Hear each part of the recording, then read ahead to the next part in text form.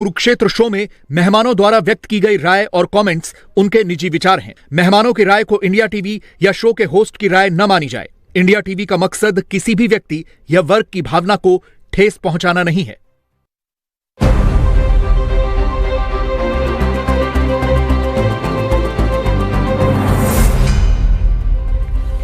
नमस्कार, बहुत स्वागत आप सभी का व्यूअर्स। आप देख रहे हैं आपका प्रोग्राम कॉफी पर कुरुक्षेत्र। मैं हूं सौरभ शर्मा आपके साथ। प्रोग्राम जहां बातें होती हैं बिल्कुल खुलकर, और सुन लीजिए दो लाइनें शुरुआत में ही आज। मेरे महबूब तुझे पाने की रात आई है, मांगी हुई मुरादों के पूरा होने की रात आई है। सारे नेता यही कह रहे हैं। कल नतीजे सुबह 8 बजे से आप देखेंगे इंडिया टीवी पर हम सबके साथ। और महाराष्ट्र में, झारखंड में, बाकी जितनी जगह पर उपचुनाव हुए हैं वहां क्या होगा ये आपको, अगर सब कुछ फंसा हुआ नहीं रहा तो हो सकता है आपको 12 बजे तक सब कुछ साफ साफ पता चल जाए। लेकिन अगर मामला कहीं फंस गया, गुठी कहीं टाइट हो गई किसी की, तो फिर हो सकता है दिन भर शाम भी हो जाए। लेकिन अभी तक जैसा एग्जिट पोल, और एग्जिट पोल जब मैं कहता हूं तो अपने शब्द मुझे याद हैं, भले बड़े भोले हैं आप, एग्जिट पोल पर यकीन करते हैं, लेकिन हैं तो किए तो हुए, किसी ने मेहनत करके किए हैं। अगर वो सही हो रहे हैं इस बार तो फिर ज्यादा वक्त नहीं लगना चाहिए कल नतीजों को पुख्ता हो जाने के अंदर। प्रदीप सिंह जी रोज की तरह आ चुके हैं प्रोग्राम में। सर बहुत स्वागत आपका। देवेंद्र पराशर जी हमारे पॉलिटिकल एडिटर हमारे साथ हैं। देवेंद्र स्वागत आपका। और सचिन चौधरी जी खास तौर पर उड़ान लेकर के मुंबई से पहुंचे, हमारे साथी, मुंबई के हमारे सहयोगी, और वो आए हैं इसलिए ताकि महाराष्ट्र के आपको जो एक्चुअल ग्राउंड पोजीशन है, जो इनको पता चलिए, वहां पर लोगों से बात करके, घूम के पूरे चुनाव में महीनों वो आपके सामने आज नतीजों से एक रात पहले वो बता दें। तो सर, ये जो मेरे महबूब तुझे पाने की रात आई है, मुरादों के पूरा होने की रात आई है, किसकी मुरादें पूरा होनी है ये आज आपको आज फाइनल बता देना। हम जो स्कूल में पढ़ते थे सर, तो हर एग्जाम में, अभी आपके साथ भी होता होगा, जब घंटी बजने वाली, 3 घंटे का पेपर होता था, और पेपर जब बजने वाला तब टीचर बोलती थी जो करेक्शन करना है अभी कर लो, कोई ग्रेस टाइम नहीं मिलेगा, कोई एक्स्ट्रा टाइम नहीं मिलेगा किसी को। सर आज वही है।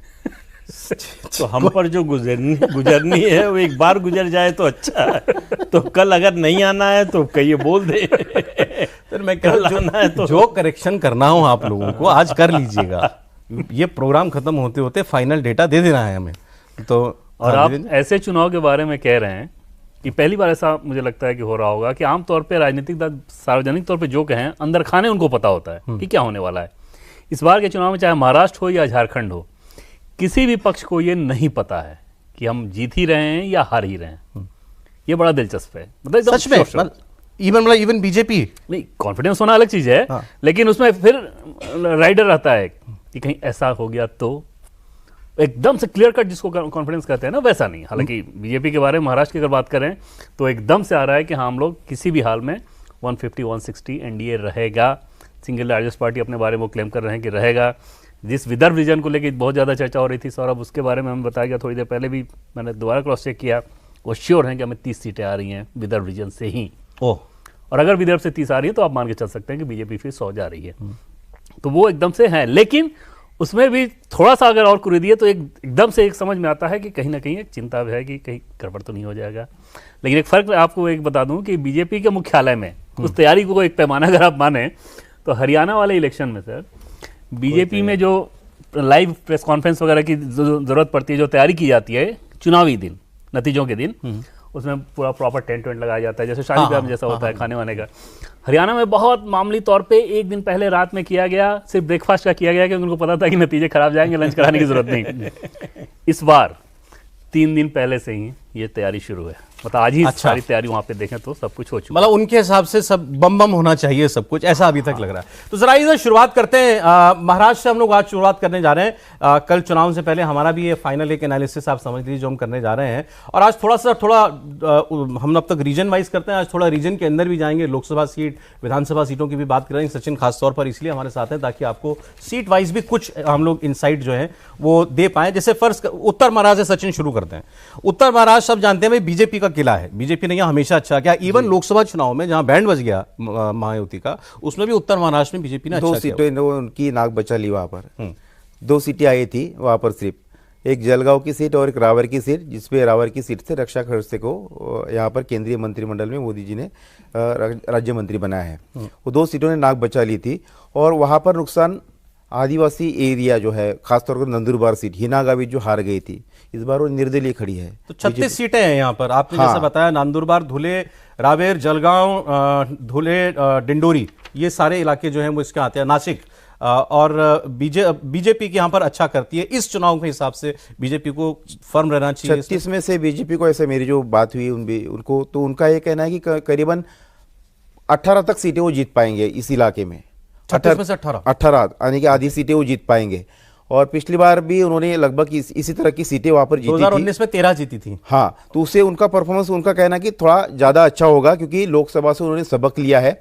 और विदर्भ और मुंबई रीजन, विदर्भ की करीबन 62 सीटें आती है और मुंबई की 36 और कोंकण रीजन की 39 सीट्स, ये अगर सीटें जोड़े, और खासतौर पर जो मुंबई की सीटें, जो मुंबई में बढ़त हासिल कर लेता है, और हमने देखा कि 2014 की बात हो, 2019 की बात हो, हम लोग आते हैं अलग अलग रीजन पे आएंगे। आपका उत्तर महाराष्ट्र में मानना है बीजेपी 2019 से भी बेटर करेगी? उनका कहना है, उनका ये अनुमान है, क्योंकि उन्होंने जो पैस का इशू था, जैसे नासिक की और उनकी भारतीय पवार की सीट गंवानी पड़ी, वहां पर उन्होंने किसानों के लिए भी सुधार किया है। आदिवासियों में जो गलत मैसेज जा रहा था उसको भी सुधार किया है। दलितों में जो गलत मैसेज जा रहा था उसको भी सुधार किया है। और वहां पर जो ओबीसी का कॉम्बिनेशन है उसको बहुत मजबूत किया है। इसके कारण उनकी सीटें बढ़ेगी, ऐसा उनका अनुमान। ट्राइबल ओबीसी वाला इलाका, और इसी में आता है वो धुले, जिसके बारे में हर जगह अपनी रैली में कहा बीजेपी ने और खासकर देवेंद्र फडणवीस ने कि वोट जिहाद से हम हार गए। वही वाला है सर ये उत्तर महाराष्ट्र? नहीं, देखिए, इस चुनाव में बीजेपी जो भी उसको सही करना चाहिए था वो सब किया है। 2024 में जो गलत करना चाहिए था वो सब किया था। ये फर्क है दोनों चुनाव में। और उसके अलावा सबसे बड़ी बात, मैं पिछली बार भी कहा था, फिर कह रहा हूं कि बीजेपी और आरएसएस का जो कोऑर्डिनेशन है वो एक तरह का गेम चेंजर है। क्योंकि वो ग्राउंड ऐसा है कि हम वोट देना चाहते हैं किसी पार्टी को, लेकिन उस पार्टी से हमें कोई कहने ही नहीं आ रहा है। हम घर पर बैठे हैं कि कोई कहने आए। देखिए, बहुत से वोटर्स की ये मानसिकता होती है कि कोई कहने तो आए, वो शिकायत करते हैं कि अरे कोई पूछने ही नहीं आया, तो क्यों जाते हैं हम। फिर बाद राजू श्रीवास्तव का चुटकुला याद आ गया मुझे। राजू श्रीवास्तव नहीं रहे, बड़े गजब के कॉमेडियन थे। शादी में फूफा नाराज हो जाता, जनरेटर बिगड़ गया, फूफा नाराज, अब जनरेटर ठीक ही नहीं हो पा रहा, फूफा करें, हम ठीक करा देते, कोई किसी ने कहा ही नहीं। तो ये बहुत होता है। तो ये जो क्षमता है संघ के लोगों में वोटर को निकालकर बूथ तक ले जाने की, वो इस बार हो रहा है। वो इस बार हो रहा है। कोई राइडर लगाना है सर आपको, जैसे देवेंद्र ने कहा कि भाई सब कॉन्फिडेंस बीजेपी के अंदर है, लेकिन फिर कोई इफ बट आ ही जाता है। नहीं, मुझे नहीं लगता। जिस तरह का फोकस्ड कैंपेन रहा है उसको देखते हुए नहीं लगता है कि कोई इफ एंड बट है। और दूसरी तरफ दोनों चीजें होती है ना, आपका फोकस कैंपेन रहा, अच्छा कैंपेन रहा, कोऑर्डिनेशन अच्छा रहा, लेकिन उधर क्या रहा, उधर भी अगर इसी तरह का है तो फिर मामला क्लोज हो जाता है। उधर बिखराव ज्यादा दिखाई दिया, उस तरफ जो है कोई फोकस नहीं दिखाई दिया। एंड तक सीटों पर लड़े, एंड तक मुख्यमंत्री के सवाल पर लड़े। नहीं, मुद्दा, कोई केंद्रीय मुद्दा नहीं था पूरे चुनाव का विपक्ष के पास, तो उसका नुकसान होता है जो लोकसभा में बीजेपी ने उठाया। दो चीजें होती हैं, नेता और नैरेटिव। बीजेपी के पास लोकसभा चुनाव में नेता था, नैरेटिव नहीं था। इस चुनाव में दोनों है। और उधर जो है कौन नेता है, पहले तो यही तय हो, नैरेटिव कहीं दिखाई नहीं दिया। हमने उत्तर मुंबई की बात की, 36 सीटों वाला उत्तर मुंबई, ये मुफीद रहता है महायुति के लिए। ऐसे ही ठाणे कोंकण का इलाका है यहां पर, लेकिन टेस्ट जो है दोनों शिवसेनाओं के बीच होने वाला है। देवेंद्र के पास में जा रहा हूं, शिवसेनाओं को लेकर के एक जो एनालिसिस अभी एग्जिट पोल में जो डेटा किसी ने दिया, क्योंकि चर्चित है, एक्सेस में इंडिया चर्चित पोल रहता है, इसलिए मैं उसका जिक्र कर रहा हूं, गलत सही की जिम्मेदारी नहीं है हमारी। लेकिन उन्होंने इस बार कहा कि भाई शिवसेनाओं में कुल 51 सीटों पर सीधी टक्कर है, 58, और शिवसेना का वोट जो डिवाइड हो रहा है उनके हिसाब से 58% उद्धव मिल सकता है शिंदे सेना को, और 36% मिलना चाहिए उद्धव बाला साहब सेना को। मतलब बिल्कुल क्लियर है उनके हिसाब से तो, कि जो विरासत की बात है बाला साहब की, वो शिंदे साहब के पास जाती हुई दिखाई दे रही है। सीटों में शिवसेना शिंदे 35 और शिवसेना यूबीटी 16। ये मैं आपसे बात कर रहा हूं ओवरऑल। ठाणे कोंकण में भी फिर ये तो लागू होना चाहिए ना। जैसे एक सैंपल उठाकर सर उस इलाके को देखें, ठाणे रीजन में 11 विधानसभा सीटों में जो शिंदे का इलाका है, उन्हें 11 में ही वोटिंग प्रतिशत जो बढ़ा है 5 से 10% तक अलग अलग विधानसभा सीटों पे। अब आप सोचिए कि क्या ये हो सकता है कि किसी नाराज़गी की वजह से वोटिंग प्रतिशत बढ़ा हो? शिंदे मुख्यमंत्री रहते हुए अपने क्षेत्र में, अपने इलाके में क्या इतने नाराज़ हो सकते हैं? एक दूसरा कारण ये हो सकता है कि नहीं, शिंदे की लोकप्रियता के चलते, क्योंकि मुख्यमंत्री बनने के बाद उन्होंने बहुत लोगों को ओबलाइज किया, जो कि उनकी प्रवृत्ति भी ओबलाइज करने की, तो उसके चलते ये हुआ होगा। तो ज़्यादा लॉजिकल बात तो ये समझ में आती है ना कि क्योंकि वो मुख्यमंत्री हैं, ज़्यादा जोर शोर से लगे रहे इस चुनाव में, तो इसके लिए वोटिंग प्रतिशत में इजाफा हुआ होगा, क्योंकि लोग उनको देखना चाहते होंगे फिर से मुख्यमंत्री के तौर पे, और एक्सेसिबल है सबसे बड़ी बात। बिल्कुल। तो ये जो वोटिंग प्रतिशत बढ़ने का जो एक रहस्य है ना, उसको ऐसे ऐसे सैंपल अगर उठा के आप देखें तो उसमें समझ में आ सकता है। और ठाणे या कोंकण, इस दोनों ही रीजन में बीजेपी गठबंधन बहुत अच्छा करने वाला है। पालघर, भिवंडी, कल्याण, इसके अलावा रायगढ़, रत्नागिरी, सिंधुदुर्ग, मावल, जैसे पालघर में वोटिंग प्रतिशत बहुत ज़्यादा बढ़ा है, 6-7% से ज़्यादा बढ़ा है पिछली बार की तुलना में। तो ये इन सारे इलाकों में जो वोटिंग प्रतिशत का बढ़ावा है, अगर माना जाए तो वो तर्क ज़्यादा समझ में आता है कि शायद जो नैरेटिव चलाया गठ महायुति ने, बटेंगे तो कटेंगे। एक दिलचस्प चीज़ और मैं आपको बताऊं कि जिन दलित नेताओं को वहाँ पे लगाया गया था इस बार लोकसभा चुनाव से सबक लेते हुए, बीजेपी ने महाराष्ट्र से बाहर के भी दलित नेताओं को, जो बड़े नेता हैं, कि आप जाइए और छोटे छोटे पॉकेट्स में छोटे छोटे सम्मेलन 50, 100, 200 लोगों का करके और उनको आप अपना स्पीच दें, समझाएं कि संविधान को लेके जो हमारी आस्था है, नरेंद्र मोदी की आस्था है, वो कई गुना ज़्यादा बड़ी है कांग्रेस की तुलना में। उन लोगों का ये कहना था कि जिन जिन बैठकों में हम जाते हैं, जैसे इस तरह की बात शुरू करते हैं, उससे ज़्यादा उनको ये सुनने में दिलचस्पी है कि बटेंगे तो कटेंगे, इस पे बोलो, तो इस पे बोलो। और बोले कि फिर हमें अपना स्पीच चेंज करना पड़ा। उन्होंने बताया, बाकायदा ये बताया भी कि फिर हमने ये नैरेटिव दिया कि जब हमारे धर्म के ऊपर प्रहार हुआ, हम बदलने को तैयार नहीं हुए, तो जो शक्तियां बदलवाना चाहती थी उन्होंने हमें स्वच्छता, सफाई, ऐसे कामों में, तुच्छ कामों में लगाया ताकि हमारे ऊपर दबाव पड़े और हम बदल जाएं। जब तब हम नहीं बदले, तब हिंदुत्व के लिए खड़े रहे, तो आज क्यों नहीं खड़े हो सकते? ऐसे नैरेटिव बात है। तो दो रीजन की हमने बात की, उत्तर महाराष्ट्र, ठाणे, ये बीजेपी गठबंधन के लिए अच्छे रहने वाले हैं और इस बार चुनाव में अभी तक जो आपने बात समझी, उनको 2019 से भी बेटर करना चाहिए। पश्चिम महाराष्ट्र, ये जो एनसीपी है, जो दो खेमों में बट गई, उसका इम्तिहान है। अब इनके बारे में क्या कहता है? इनके बारे में जो एक्सिस बैंक इंडिया का सर्वे है, वो ये कह रहा है कि एनसीपी में वोट ज्यादा शरद पवार वाली एनसीपी को जाना चाहिए 49%, इधर अजीत पवार को 43%, लेकिन 41 सीटों की सीधी टक्कर में आगे दिखाई देते हैं इसमें अजीत पवार। रीजन ये मैं बात कर रहा हूं पश्चिम महाराष्ट्र की, शिरूर, बारामती, पुणे, शिरडी, अहमदनगर, माढ़ा, सोलापुर, सतारा, कोल्हापुर, ये इलाके। जी सर, वहाँ पर एक तो शरद पवार को घेरे रखा महायुति ने, शरद पवार को बारामती तक, क्योंकि अजीत पवार वहाँ से लड़े और वो लड़ाई बारामती की सिर्फ अजीत पवार और योगेंद्र पवार की नहीं, वो लड़ाई शरद पवार वर्सेस अजीत पवार की लड़ाई है। तो शरद पवार ज़्यादा, हम देखते कि पश्चिम महाराष्ट्र उनका एक वक्त में बहुत बड़ा गढ़ होता था, लेकिन उनको वहाँ पर बांधे रखा है। और आप पहले बताइए, इससे आप सहमत हैं कि वोट का बंटवारा दोनों चाचा भतीजे में लगभग बराबर बराबर का होगा? इस बार ऐसा बीजेपी का एक आकलन है और एनसीपी का भी आकलन है। मेरी कुछ कल एनसीपी के नेताओं से बातचीत हुई, उनका ये कहना था कि कुछ लोगों का ये कहना था कि अजीत पवार को 20 से ज़्यादा सीटें नहीं मिलेगी, लेकिन उनका एक अंदाज़ा है कि अजीत पवार को 25 या उससे ज़्यादा भी सीटें मिल सकती है, क्योंकि पश्चिम महाराष्ट्र में बीजेपी की ताकत अजीत पवार के पीछे इस बार खड़ी रही है काफ़ी बड़ी तादाद में। अगर हम सातारा ज़िले की बात करें या फिर सांगली जिले की बात, कोल्हापुर में सबसे ज़्यादा वोटिंग हुई है महाराष्ट्र में, करीबन 75% तक वहाँ पर वोटिंग हुई है। और पिछली बार वहाँ पर कांग्रेस की सीटें काफ़ी अच्छी तादाद में आई थी। और पुणे, अगर हम रीजन करें, पुणे रीजन की जो सीटें 21 सीटें कुल मिलाकर, तो वहाँ पर एनसीपी की 10 सीटें आई थी। तो उस इलाके में बीजेपी की 8 सीटें आई थी वहाँ पर और एनसीपी की 10 सीटें आई थी। तो उस रीजन पर इस बार जो है बीजेपी ने और एनसीपी ने मिलकर वहां पर काफी काम किया है। बीजेपी, एनसीपी, शरद पवार कांग्रेस को अच्छी टक्कर वहां पर देंगे। ये 66 सीटें हैं। ऑलराइट, अगली रीजन पर मैं जा रहा हूं सर, ये है मराठवाड़ा, जहां बिल्कुल वाइप आउट हो गई थी भारतीय जनता पार्टी। शिंदे साहब को 1 सीट मिली लोकसभा के अंदर। मराठवाड़ा में 48 सीटें आती है। हिंगोली, नांदेड़, परभणी, जालना, औरंगाबाद, बीड, लातूर, उस्मानाबाद, ये है सर मराठवाड़ा। तो पवार्स की बात भी हो जाए और मराठवाड़ा की बात भी हो जाए, यहां भी जोर है। पवार्स का मतलब अजीत पवार की अगर बात करें तो लोकसभा चुनाव में जो हुआ वो बड़ा साफ दिखाई देता है कि बीजेपी का जो कैडर था वो अजीत पवार के साथ नहीं गया और अपनी पार्टी से भी नाराजगी थी कि इनको लिया क्यों। ऐसा लगता है, अगर ये आंकड़े सही निकलते हैं तो इसका मतलब है वो नाराजगी दूर हो गई है। सबके मन में ये बात ये आई कि अगर सरकार लौटेगी तो बाकी झगड़े बाद में निपटाते रहेंगे। अभी जो प्राथमिकता है, जो उद्देश्य है कि वो महायुति की सरकार फिर से बने और उसके लिए तीनों पार्टियों के बीच में कोऑर्डिनेशन जरूरी है, वोट ट्रांसफर जरूरी है।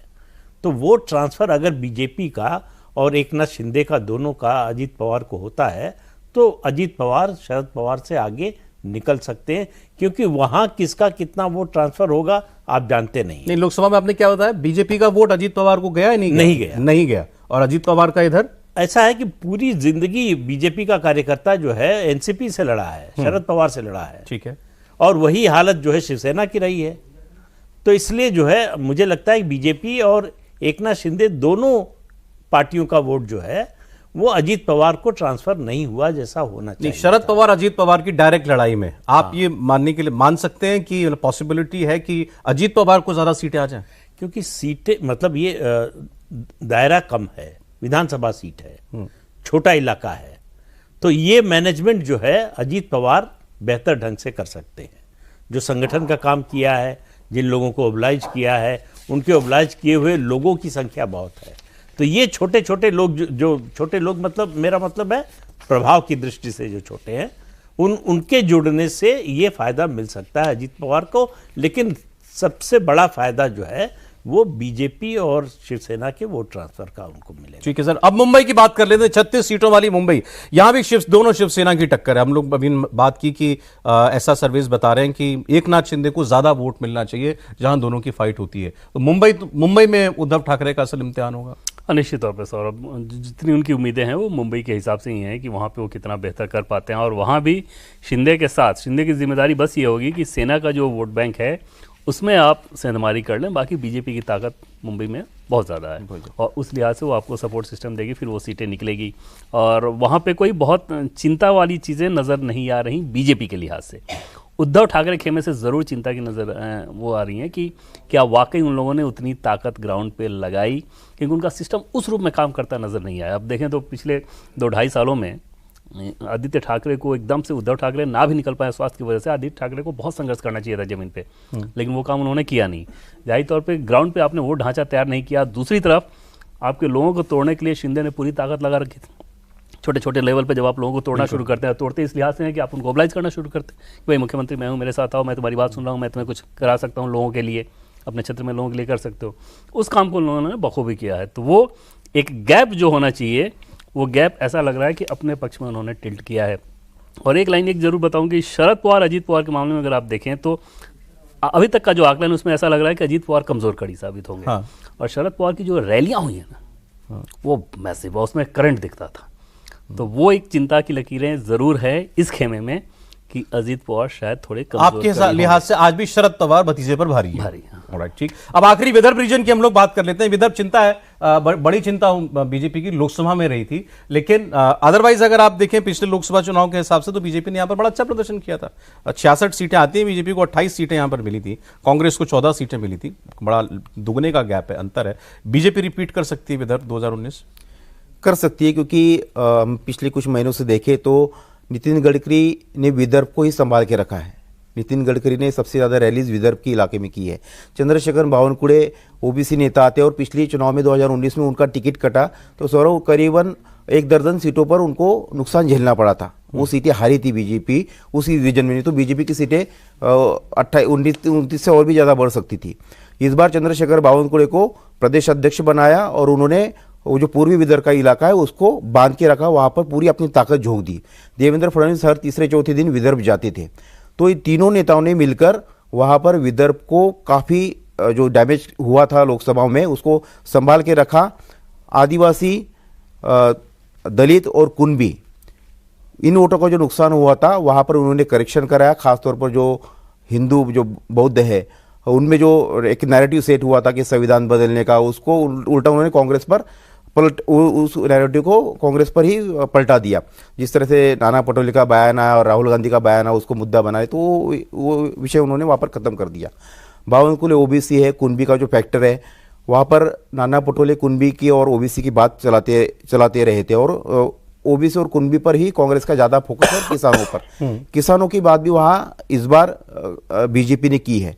तो उनका ऐसा कहना है कि जो पिछली बार जो गलतियां हुई थी उन्होंने उनको सुधारा है। 3 बड़े नेता उस रीजन पर फोकस किए हुए थे और जो पश्चिमी विदर्भ का रीजन है वहाँ पर शिंदे का थोड़ा होल्ड है वहाँ पर, शिंदे और बीजेपी दोनों ने मिलकर वहाँ पर फोकस किया है। इसके कारण पिछली बार की सीटें कम से कम उतनी सीटें तो वो वहाँ पर मेंटेन करके रखेंगे, ऐसा उनका एक आकलन है। तो उत्तर महाराष्ट्र, ठाणे, कोंकण, किरण रिजिजू का बड़ा योगदान, खासतौर से बौद्ध दलित जो है, जिक्र एक बार देवेंद्र कर रहे थे, देवेंद्र ने एक बार जिक्र किया था कि उनको किस तरह से प्राइम मिनिस्टर ने लगाया। वो बोल क्या रहे थे वहाँ पर? वहाँ जाकर वो बोल रहे थे कि कांग्रेस के राज में अल्पसंख्यक मंत्रालय में का इंचार्ज या मंत्री जो है हमेशा मुसलमान होता था। पहली बार नरेंद्र मोदी ने किसी बौद्ध को बनाया, तो आप क्या चाहते हैं कि फिर से जो है अल्पसंख्यक मंत्रालय जो है मुसलमानों के हाथ में चला जाए, या बौद्ध को जो मिला और जिस तरह का ट्रीटमेंट जो है हमारे समाज को दिया है नरेंद्र मोदी ने, वो चाहते हैं? तो ये उन लोगों की बात समझ में आई। उन लोगों ने बताया कि 8-8, 10-10, 12-12 वीडियो दिखाए गए किस तरह से कि बीजेपी आरक्षण खत्म कर देगी। बोले उसका असर हुआ हमारे ऊपर। विदर्भ में 28 पिछली बार था बीजेपी के पास, इस बार उनका जो फीडबैक है और वोटिंग के बाद का फीडबैक, उसमें वो 30 सीटों की उम्मीद कर रहे हैं कि 30 सीट तक। 19 से बेहतर बीजेपी एक्सपेक्ट कर रही है। हाँ, उससे बेहतर। अब पिछली बार के 19 वाले चुनाव में जैसे बावनकुले के इन्होंने बताया ना कि टिकट कटा था, टिकट कटने से ज़्यादा नुकसानदायक ये हो गया कि मैसेज गया, जो कि हकीकत भी थी, कि देवेंद्र फडणवीस ने टिकट कटवा दिया। ओके। और देवेंद्र फडणवीस उस समय ड्राइविंग सीट पे थे, तो जाहिर तौर पे बावनकुले के लोगों को नहीं ये समझ में आया कि इस बार तो हिसाब चुका ही देना है इनको, तो उसका बड़ा खामियाजा भुगतना पड़ा। इस बार एकदम से सेम पेज पे नजर आया, उनको समझ में आ गया कि हाँ डैमेज हुआ है। फडणवीस ने भी कोशिश किया और गडकरी ने जो 74 रैलियां की इस बार के चुनाव में, अधिकांश उसमें विदर्भ में ही है। तो उत्तर महाराष्ट्र, ठाणे, कोंकण, मुंबई, ये क्लियरली महायुति के पक्ष में जाते हुए आप लोगों को दिखाई दे रहा है। इवन विदर्भ भी कह सकते हैं इसमें। मराठवाड़ा और पश्चिम महाराष्ट्र, यहां पर लड़ाई काटे लड़ाई होगी, अपनी सीटें बरकरार रखने की उनकी एक कोशिश होगी वहां पर, कम से कम चाहे वो अजित पवार के माध्यम से हो या फिर एकनाथ शिंदे के माध्यम से हो। तो ये आपके सामने महाराष्ट्र का आज हमारा फाइनल एनालिसिस था व्यूअर्स, और इसमें ऐसा लग रहा है कि महायुति को 145 के करीब पहुंचने में ज्यादा दिक्कत नहीं होनी चाहिए। सचिन, बहुत शुक्रिया आपका। अब आगे बढ़ते हुए मैं झारखंड और उत्तर प्रदेश के उपचुनाव की बात आपसे करना चाहूंगा। हमारे साथ शांतनु गुप्ता ही जुड़ रहे हैं। सचिन, शुक्रिया। शांतनु जी आइए, बहुत स्वागत। मेरे दोस्त आ चुके हैं प्रोग्राम के अंदर। कैसे हैं आप लोग? तो जरा आपके 2 शब्द पहले महाराष्ट्र पर ही हो जाएं। देखिए, मैं इसे देख रहा था, मैंने योगी जी का चेहरा केवल उत्तर प्रदेश उपचुनाव के लिए लगाया है कि महाराष्ट्र चुनाव के लिए भी लगाया? नहीं, झारखंड, महाराष्ट्र, क्योंकि महाराष्ट्र के आप जब भी आप ट्विटर में देखें तो इतने पोस्टर है जिसमें नरेंद्र मोदी, देवेंद्र फडणवीस और योगी जी के पोस्टर लगे। तो ये जो चुनाव नैरेटिव जो बदला, जो हरियाणा से शुरू हुआ, बटेंगे तो कटेंगे, और उसके वेरियस वर्जन बन गए, मेरे ख्याल से ये इसका एक तार रहा। और दूसरी तरफ से उलेमाओं से लेकर सज्जाद नोमानी ने उसमें और आग में घी डालने का काम किया। तो ये चुनाव में ये तो एक मूल लाइन है ही है, और वो उत्तर प्रदेश में भी दिख रही है। उत्तर प्रदेश में भी दिख रही है। आपने बड़ी इंटरेस्टिंग बात कह दी। कहीं मतलब अपोजिशन वालों को लग रहा हो कि भाई नोमानी साहब ने हमारा कहीं उल्टा ही तो नहीं गेम कर दिया। और नोमानी साहब जितने वोकल वो रहे और जितना दिखे इस चुनाव में, और उन्होंने कहा कि हमने हर सीट का सर्वे करा है, एक परसेंटेज हमारी रिसर्च टीम है। तो आपको लगा इतना नोमानी साहब वो डिफेंसिव हुए, इसका सबूत यह है कि उनको बाद में ये स्टेटमेंट देना पड़ा कि ये सब मैंने किया है, मेरी अपील है, मेरी रिसर्च है, इसका all India Muslim personal board से कोई लेना देना नहीं है। पोलराइजेशन के लिए बीजेपी हमेशा चाहती है ऐसा कि दूसरे पक्ष से कोई एग्रेसिव होके आए। उत्तर प्रदेश में अगर मुल्ला मुलायम न बनाया होता है मुलायम सिंह यादव को, तो बीजेपी को उतनी बड़ी सफलता नहीं मिलती। तो आपको हमेशा जो है, वो कहावत है कि अगर आपका दुश्मन नहीं है तो दुश्मन आपको क्रिएट करना पड़ता है, बनाना पड़ता है। और उसमें फिर एक नहीं था, और यहाँ तो बने बनाए बैठे थे। उसमें उलेमा बोर्ड ने कहा, अबू आजमी के स्टेटमेंट देखे, अबू आजमी ऐसे लोगों से मिलने गए जो जेल में थे, तो एक आध सिग्नल नहीं था। सज्जाद नोमानी केवल अकेले। तो फाइनल रन में आपके हिसाब से ये वर्क किया बीजेपी के लिए? बिल्कुल वर्क करा बीजेपी के लिए, कि उसको लगा कि जो कटेंगे जो बटेंगे बोल रहे हैं वो केवल बांग्लादेश का उदाहरण नहीं, वो दिख रहा है हमें सामने। वो तो चार्टर रख लेंगे, इसको छोड़ दो, वक्फ को ऐसा कर दो, वो बिल्कुल मुस्लिम चार्टर दे रहे हैं, जैसे हम जिन्ना के समय सुना करते कि तभी मानूंगा मैं।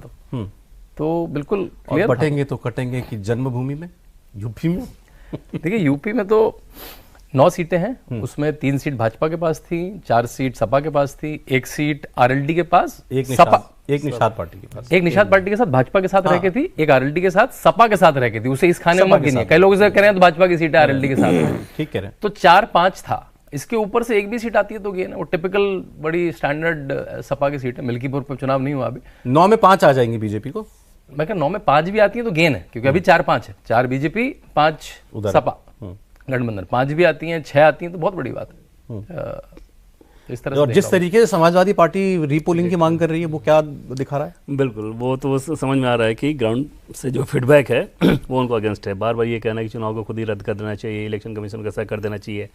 इलेक्शन में अगर सपा शासन के दौर के इलेक्शन की याद करें आप, उस दौर में क्या क्या होता था, कैसी कैसी तस्वीरें नज़र आती थी, और आज के दौर के इलेक्शन कमीशन के चुनाव कराने को देखें तो उसमें आज तो आपको बहुत बेहतर तस्वीर नज़र आएगी। निश्चित तौर पे कुछ एवरेशन नज़र आ रहे थे, वो बिल्कुल नहीं होनी चाहिए, लेकिन उसके आधार पर ये सारी चीज़ों को कहने से ये समझ में आ रहा है कि शायद वो कॉन्फिडेंस। अरे एक बात सर कर ही लें, वो जो सब लोग, आप लोगों ने भी वो वीडियो देखा होगा जिसमें पुलिस वाला पिस्तौल दिखा रहा है और 2 औरतें वहां पर खड़ी हैं, मैंने देखा और ट्विटर भरा पड़ा है उसी वीडियो से। तमिल, कन्नड़ा सब लोगों ने लैंग्वेज में लिख कहाँ वो नहीं गया, और उन्हीं 2 औरतों के ऊपर FIR भी हो गई। तो इस पर भी जो है सब लोग कि भाई एक तो वो उसको डरा रहे हो, औरतों को डरा रहे हो, और उन्हीं पर केस भी कर रहे हो। उसकी हकीकत पता चलनी चाहिए। वो शाम तक पूरा वीडियो आधा है। हाँ बिल्कुल, जो पूरा वीडियो अगर आप देखेंगे, पूरे उसके बारे में पता करेंगे तो पुलिस वालों पर पथराव हुआ। उसके बाद पुलिस एक्शन ले महिलाओं को आगे खड़ा कर दिया। मीरापुर है ना ये? बिल्कुल, हाँ, मुजफ्फरनगर। तो इसलिए जो है वो जो हवा में लहरा रहे हैं पिस्तौल, पुलिस ऑफिसर दिख रहा है, वो दरअसल जो है उन लोगों को पीछे हटाने की पथराव बंद हो गई है। तो ऐसा नहीं है कि उनको गोली मारने जा रहे थे या धमका रहे थे कि चले जाओ। सर मेरी नजर पहली पता है किस बात पे गई, आप भी गौर कीजिएगा उस वीडियो के अंदर पुलिस वाले ने बुलेट प्रूफ जैकेट पहनी हुई है। भाई इलेक्शन ड्यूटी में बुलेट प्रूफ जैकेट क्यों पहनेगा कोई पुलिस वाला? सौरभ, जो प्रदीप जी बता रहे हैं उसके पहले के वीडियो में काफी देर तक पथराव चल रहा है, धड़ आवाजें आ रही हैं, पुलिस का बड़ा एक हुजूम है और उनको पीछे खदेड़ रहे हैं, और फिर एकदम से आपको ऑल ऑफ अ सडन महिलाएं दिखने लगती हैं। वो बिल्कुल महिलाओं को आगे कर दिया, जो पुरानी तरीका है, चाहे वो शाहीन बाग हो, चाहे वो। आप तो ये बताइए कि किसी धार्मिक जुलूस में किसी पर क्यों गोली चलनी चाहिए? सही बात है। तो अगर गोली चल सकती है बहराइच में इस तरह से एक निर्दोष आदमी के, आप उसका विरोध कर सकते हैं, उसके खिलाफ FIR करा सकते हैं, उसकी गिरफ्तारी की मांग कर सकते हैं, ये सब कर सकते हैं।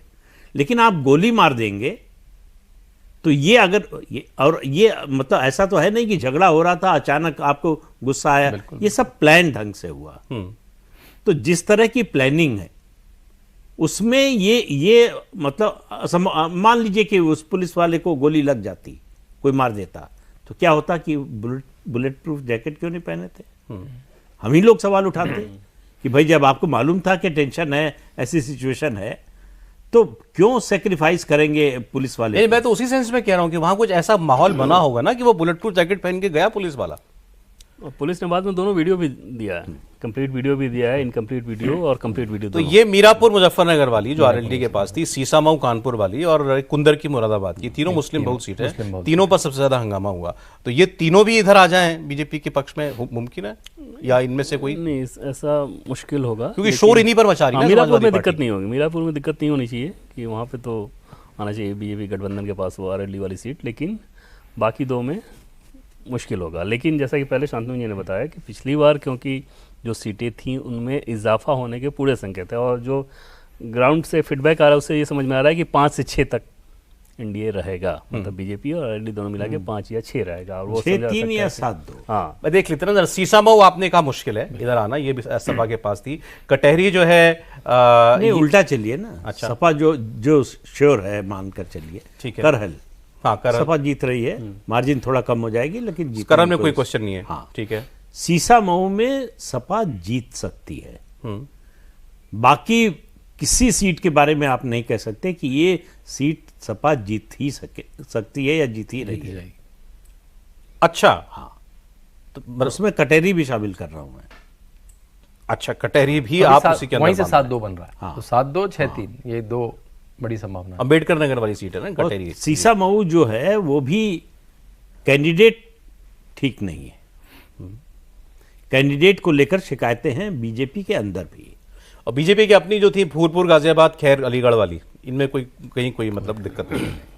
ठीक है, तो आपके हिसाब से 7-2 भी हो सकता है। बार-बार कहना चाहिए गाजियाबाद में पोलिंग इतनी कम हुई है, वो मेरे ख्याल से गाजियाबाद के लोग अगर सुन रहे हो तो भाई बाहर तो निकली है। यूपी का मुंबई है 33% भाई, 33%। मुंबई का ग्रैंडफादर है भाई, ग्रैंडफादर है। गाजियाबाद क्यों रिकॉर्ड बना रहा है? 33% पोलिंग, मतलब म्युनिसिपल चुनाव में इससे ज्यादा हो जाती है। चलिए, तो उपचुनाव की बात खत्म करते हुए बीजेपी 5+, 9 में 5+ होनी चाहिए आपके हिसाब से भी, आपके हिसाब से भी मुमकिन है 5+ हो जाए। तो ये एक मतलब एक बड़ी बहस को सेटल कर देगा ये। जैसा प्रदीप जी ने कहा था कि ये यूपी का उपचुनाव क्यों महत्वपूर्ण है कि यूपी में लोकसभा में जो समाजवादी पार्टी को सीटें मिल गई वो एक बार की होने वाली घटना थी, बार बार नहीं होगी। बीजेपी को यह साबित करना है, इसीलिए उसको ये उपचुनाव जीतना है और अच्छे से जीतना है। अब आइए जरा झारखंड की बात कर लेते हैं। जितने एग्जिट पोल हुए ज्यादातर ने महाराष्ट्र में बीजेपी को, मायावती को आगे दिखाया, सरकार बनाते हुए दिखाया है। झारखंड में एग्जिट पोल भी बराबर बराबर पर बटे हुए हैं। मतलब अगर आप मैंने 8 देखे कहीं तो 8 में 4-4 था। ऐसा क्यों है? झारखंड को तो श्योर शॉट मान रहे थे इधर बीजेपी के लिए। झारखंड को अगर 2 महीना पहले के झारखंड के चश्मे से आप देखें तो उसमें आपको नजर आएगा कि बहुत बुरी स्थिति थी बीजेपी की। 6 महीने पहले बहुत अच्छी थी, 6-8 महीना पहले हेमंत सोरेन के जेल जाने के साथ बीजेपी की समस्याएं शुरू हो गई। हेमंत सोरेन के अनुपस्थिति में इस घटना ने एक नई लीडर को जन्म दे दिया, कल्पना सोरेन, जो कि बहुत कुशल वक्ता हैं, लीडर बन गई वो जबरदस्त। हेमंत सोरेन से ज़्यादा भीड़ आ रही थी उनके कार्यक्रमों में, और बोलती बहुत अच्छा हैं, पढ़ी लिखी हैं। तो आप समझ सकते हैं कि एक महिला, अच्छा बोलने वाली, इंप्रेसिव अंदाज है उनका, व्यक्तित्व तो बड़ा अच्छा है। तो उस कंडीशन में यूथ और महिलाओं के भीतर उन्होंने जेएमएम के सपोर्टर के भीतर एक अच्छा करंट पैदा किया। और वो बीजेपी की समस्या थी। दूसरी बात, हेमंत सोरेन जब जैसे बाहर निकले, कोर्ट की तरफ से वो टिप्पणी आ गई, कोर्ट ने जब बेल दिया कि भाई इनके खिलाफ कुछ ऐसा है नहीं, इन सारी चीज़ों ने बीजेपी को समस्याएं दी। दूसरी तरफ बाबूलाल मरांडी का प्रदेश अध्यक्ष होना, एक तरह से वो निष्क्रिय से अध्यक्ष हैं, बीजेपी का संगठन सो रहा था। लेकिन जैसे ही शिवराज सिंह चौहान वहाँ पे पहुँचे, हेमंत बिस्वा शर्मा पहुँचे, पिछले 2-3 महीने में नैरेटिव को एकदम से इन लोगों ने बहुत तेज़ी से चेंज किया। इस बार के वोटिंग के बाद के चुनाव के नतीजों को देखें तो जो आकलन है दोनों पक्ष में, वो मैं आपको बताऊं कि बीजेपी ये मानकर चल रही है कि वर्स्ट कंडीशन में 38 सीट, बेस्ट कंडीशन में 45 सीट चाहिए, 42 आपके 41 चाहिए, 41 चाहिए और बेस्ट में 45। ये एलाइज के अलावा आजसू की जो सीटें आएंगी वो 3 से 5 आएंगी। बीजेपी अपनी मान रही है, अपनी 38 से 45। Okay, worst 38, best 45। आजसू के लिए 3 से 5 सीटें, जेएमएम कह रहा हूँ, जेडीयू 1 सीट।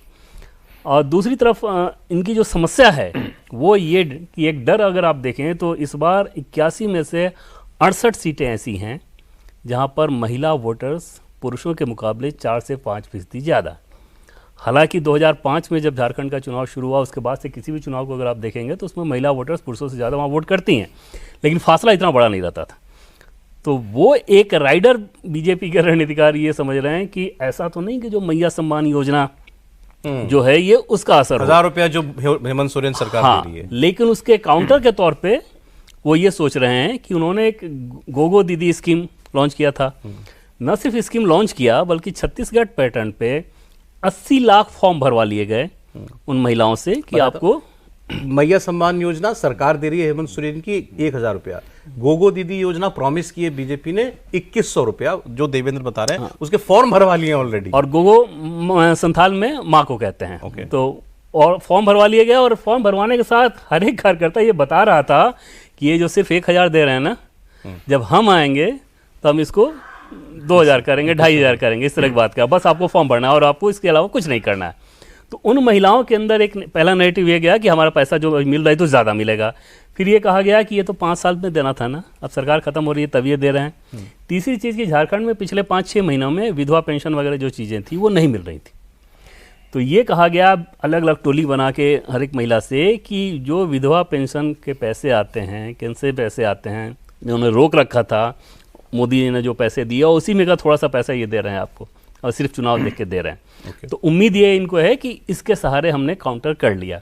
इसके अलावा जो प्लस चीज़ इनको लग रहा है कि जैसे नरेंद्र मोदी फैक्टर और बटोगे तो कटोगे का नारा, घुसपैठिया के साथ दोनों को जोड़ दो, इन 2 चीज़ों ने बहुत योगदान किया। पहले बटोगे तो कटोगे पे बात कर लें कि सिर्फ रांची में सौरभ कम से कम 1 लाख बांग्लादेशी होंगे जो कि काम कर रहे हैं अलग अलग जगहों पे, और वो कम मजदूरी में काम कर देते हैं।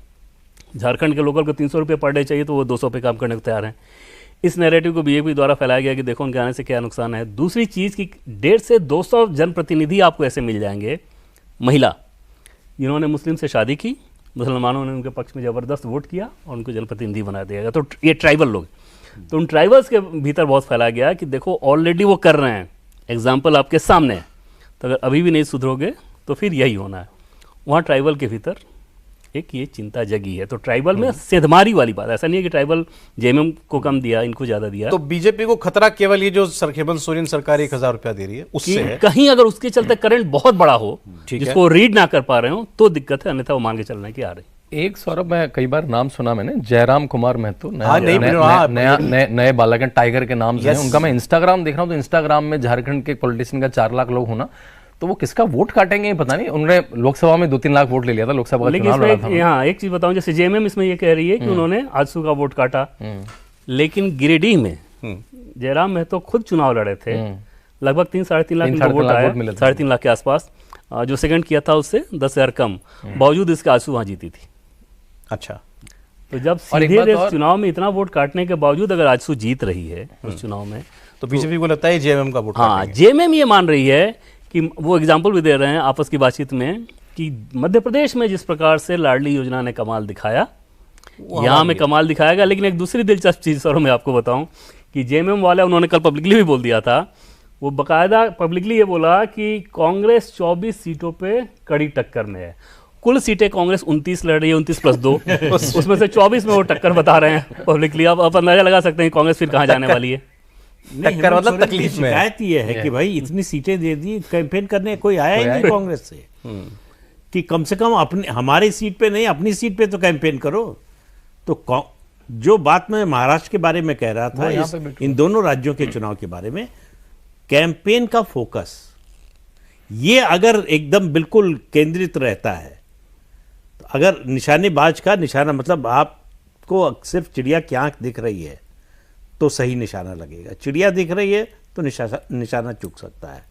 तो बीजेपी ने इस चुनाव में यह किया है, कहाँ समस्या है और उसका क्या हल है, उसके लिए क्या कदम उठाना है, ये तीनों काम किया है। झारखंड में आपके लिए, आपके नजरिए से कहीं कोई दुविधा है?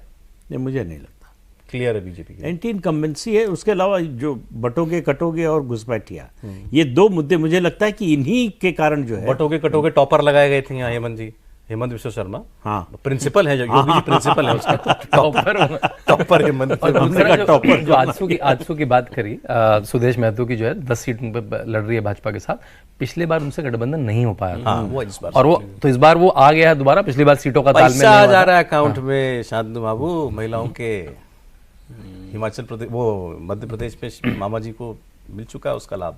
नहीं, वो और जैसे आपने बताया कि वो स्कीम, और भाजपा से ये भी उम्मीद होती है कि जो कहेगी वो कर देगी, वो 1-2 महीने में स्कीम चालू कर देगी, सीधे अकाउंट में ये वो नहीं कह रहे हैं, ये कह रहे हैं कि जिनको ऑलरेडी मिल गया, उनको पैसा दे रहे हैं, इसके खाते में आ रहा है। भाई महाराष्ट्र में देवेंद्र फडणवीस के भरोसे बैठे, कितने लोगों को पैसा दे रहे थे?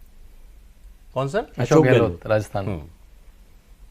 तो देखिए, बात आखिर में आती है क्रेडिबिलिटी की, भरोसे की, कि किस पर ज्यादा भरोसा है। तो केवल पैसा देने से जो है वो आपकी क्रेडिबिलिटी बन जाएगी या आप पर भरोसा हो जाएगा, ये जरूरी नहीं है।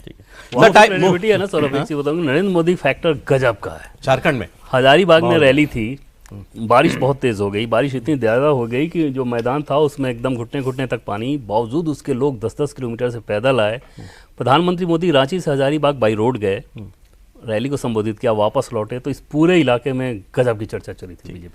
लेकिन इस समय ओवर हो गया, आप एक्स्ट्रा टाइम मांग रहे, नहीं मिलेगा। आप बताइए, फाइनल बताइए। महाराष्ट्र नहीं, मैं चलिए वैसे बताना, मैं कल बताऊंगा दोपहर में आपको। नहीं, बताइए। मैंने तो ये बता दिया ना, हमारा काम है रिपोर्ट करना। तो कौन क्या क्या सोच रहा है, हमने रिपोर्ट कर दिया।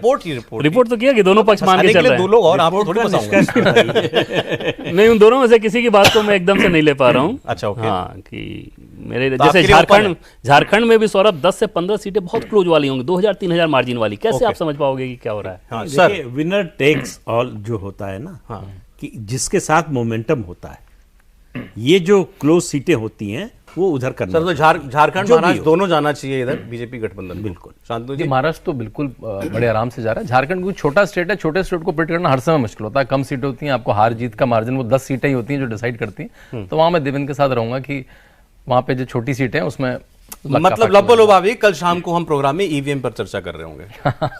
कल तो ईवीएम पे जो अखिलेश बोलेंगे और जो राहुल बोलेंगे उस पर चर्चा होगी।